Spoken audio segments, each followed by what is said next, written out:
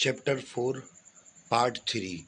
Topic number 2, the tsunami. Tsunami is a Japanese word which means harbor waves. It is a series of traveling ocean waves of extremely long length generated by disturbance associated primarily with earthquake occurring below or near ocean floors. Underwater volcanic eruptions and landslide can also generate tsunamis.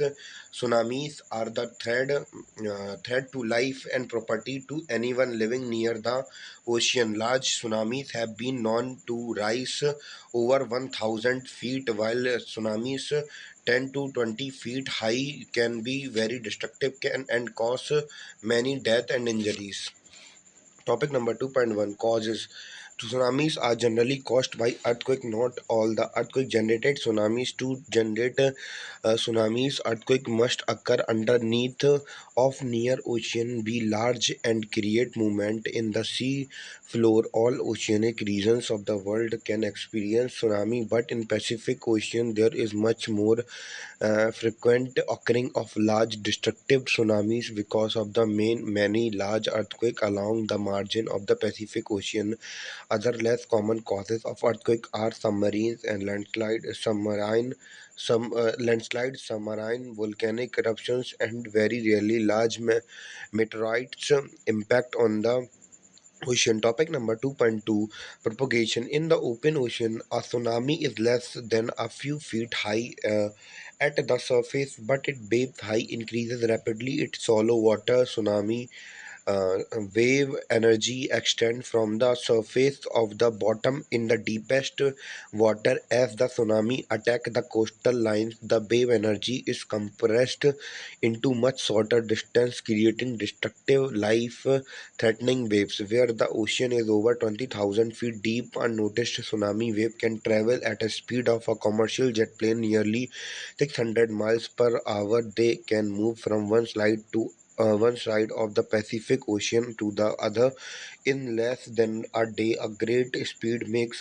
it's important to aware of tsunami as soon as it generated.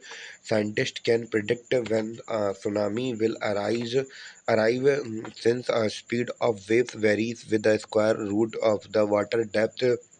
Tsunamis travel much slower in shallower coastal water, where their waves height begin to increase dramatically. Offshore and coastal features can determine the size and impact of tsunami waves. Reefs, base entrance to the river, undersea features, and the slope of the beach all help to modify the tsunami as it attacks the coastline. When the tsunami reaches the coast and the moves inland, the water level can rise feet.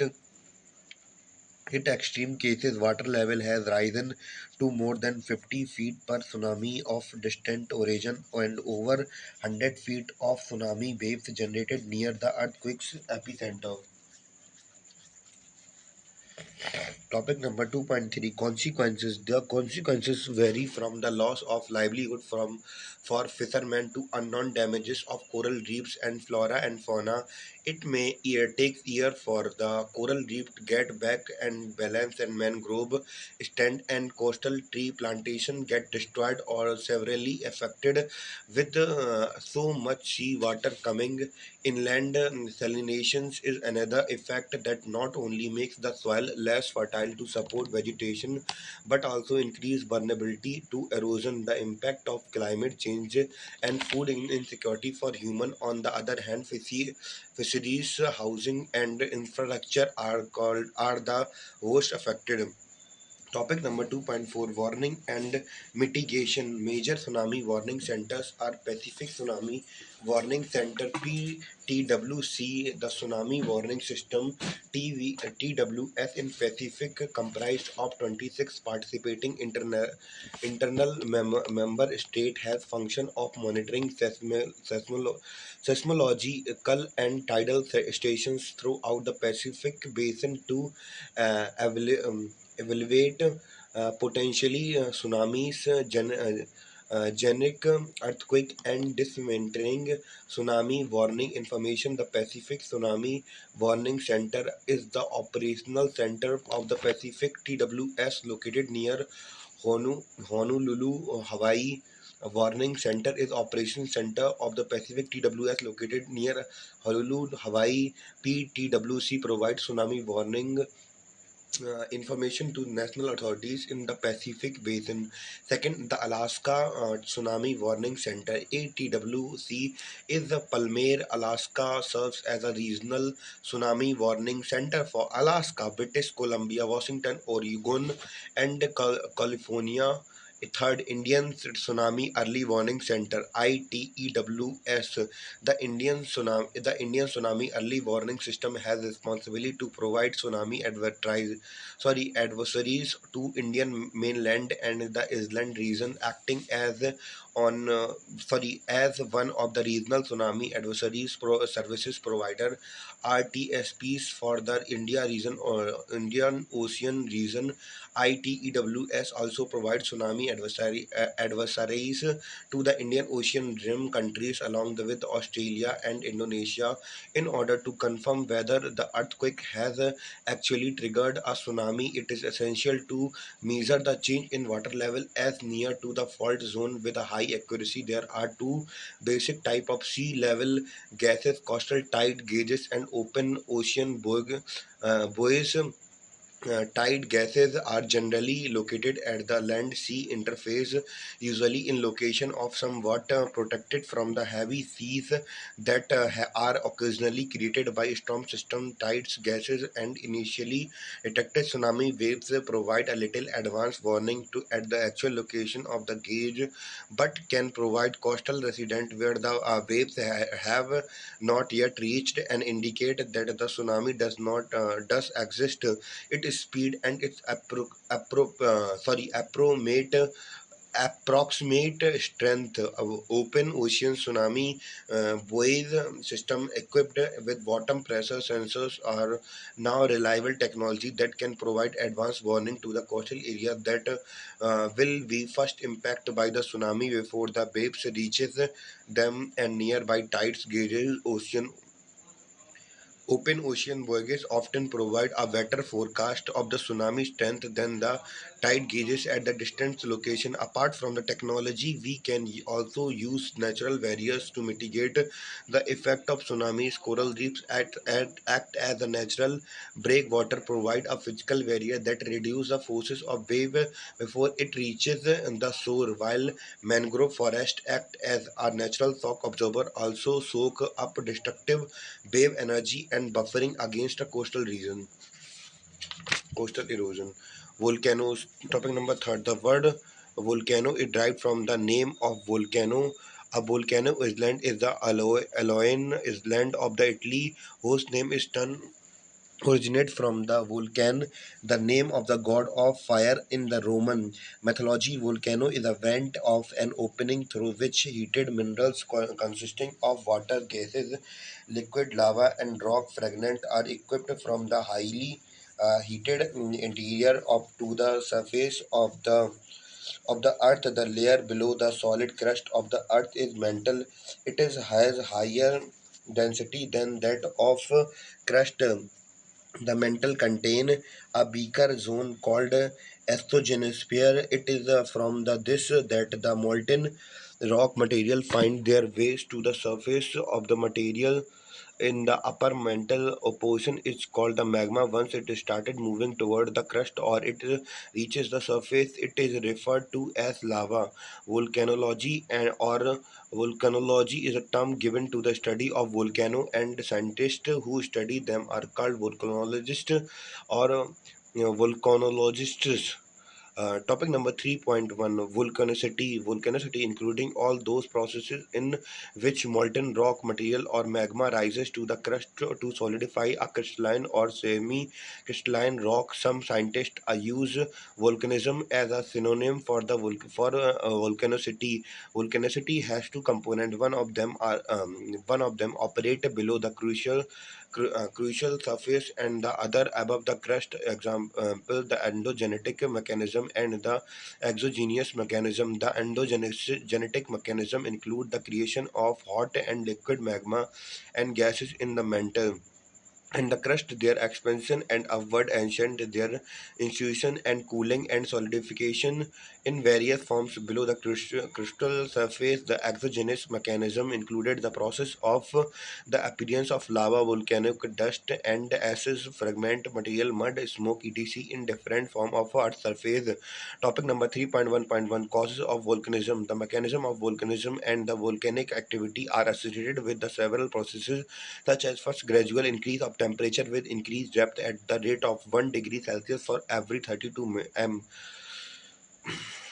Magma is formed due to the lowering of melting point, which is done in caused by the reduction in pressure of the overlying materials. The third, gases and vapor are formed due to the heating of water, which reaches underground through the percolations.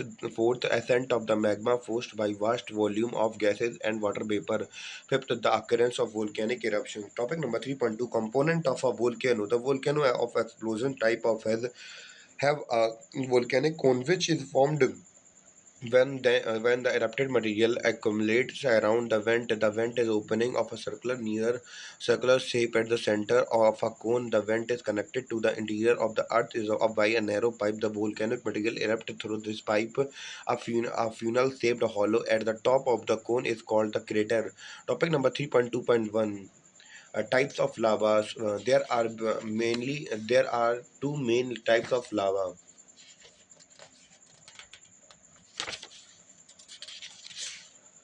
The basic lavas, there are the hottest lavas and are highly fluid. They are dark colored like basalt, rich in iron and magnesium but poor in silica.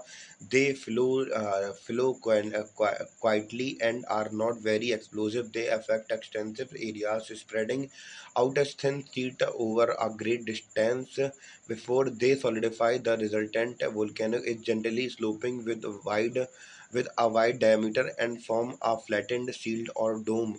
Acid lavas are highly viscous with a high melting point. They are light colored, of low density, and have higher percentage of silica. They flow slowly and seldom travel far before the solidifying. The resultant volcano is therefore steeped side. The rapid cooling of lava in the vent obstruct the flow of outpouring lava, resulting in loud explosions, throwing out many volcanic bombs. For protocasts. Note, protocast are any volcanic fragment that are hurried through the air by volcanic activity. Topic number 3.3, types of volcanoes. There are a wide variety in the mode of volcanic eruptions, and their periodicity according to the volcanoes can be classified on the basis of the mode of the eruptions and their periodicity of eruptions. Classification on the basis of the mode of eruptions. The volcanoes are classified into two groups on the basis of their mode of eruptions. First, violent or the explosive type. The eruption of violent or explosive type is so rapid that huge quantities of volcanic material are ejected thousands of meters in the sky. On falling, these materials accumulated around the volcanic vent and form a volcanic cones. Such volcanoes are very destructive. They are generally associated with acidic lavas. Second, effusive or fissure type. The eruption of the fissure type of volcanoes occur along a long fractured faults and or a fissure. Magma ejects slowly and the resultant lava spread on the surface. The speed of lava flow depend on the nature of the volume of magma, slope of the ground, and the temperature conditions. Classification on the basis of the periodicity of eruption. The volcano are divided into three types of basis of periodicity of their eruptions. First, active volcanoes. The volcanoes are said to be active when they frequently erupt, or at least when they have erupted within a react time. Etna or the Stromboli and the typical example. Dormant volcanoes. Volcanoes that have been known to be erupted and show signs to of possible eruptions in future are destructive, as dormant. Mount Vesuvius is the best example. Third, extant volcano that have not erupted at all in historic times but retain the features of volcanoes are termed extant Ship Rock in Netherlands is one such example.